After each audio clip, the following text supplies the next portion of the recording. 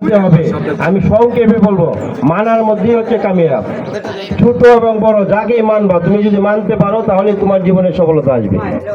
আরেকটা বলছি আমার প্রিয়, তো আজকে তোমাদের প্রধান অতিথি যে বলছি, স্বপ্ন দেখতে হবে, স্বপ্ন দেখতে হবে এবং স্বপ্ন দেখার জন্য চেষ্টা করতে হবে।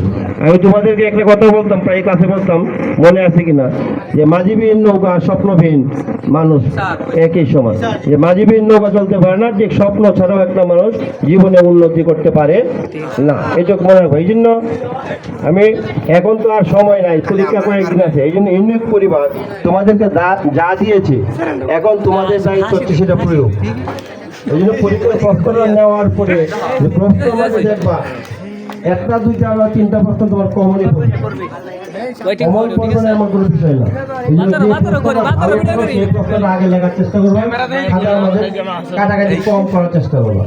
এভাবে যে যেটা ভালো, সবচেয়ে ভালো পারো সেটা আগে লিখবা, তারপরে লিখবা, এবার সিরিয়ালে লিখবা। এবং যদি না পারো, যে পাঁচটার মধ্যে চারটা লেখো আর একটা পারোই না, ওই নংটা লিখে যাই পারো এক দুই লাইন, কোন গল্প থেকে বা কোন কবিতা থেকে আসছে মাথার জীবনে আসে, ওই সম্বন্ধে যাই লেখো তারা নাম্বার দিবে।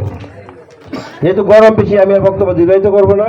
এরপরে তোমাদের পুরস্কার দিবে, তোমাদের বিভিন্ন জিনিসপত্র দিবে। আমি আবার ইউনিক পরিবারকে অসংখ্য অসংখ্য ধন্যবাদ জানাবো। তারা এই প্রত্যন্ত জাতীয়তে যে তারা এত বছর 11, 12, 13 বছর ধরে চেষ্টা করতেছে, হ্যাঁ, তারা এই চেষ্টা করতেছে, তোমাদের জন্য চেষ্টা করতেছে, রেজাল্ট ভালোর জন্য চেষ্টা করতেছে। তোমরা ভালো রেজাল্ট করে এই ইউনিক পরিবারকে গর্বিত করবা। তারা যেন বলতে পারে যে আমাদের ছাত্র ভালো করছে।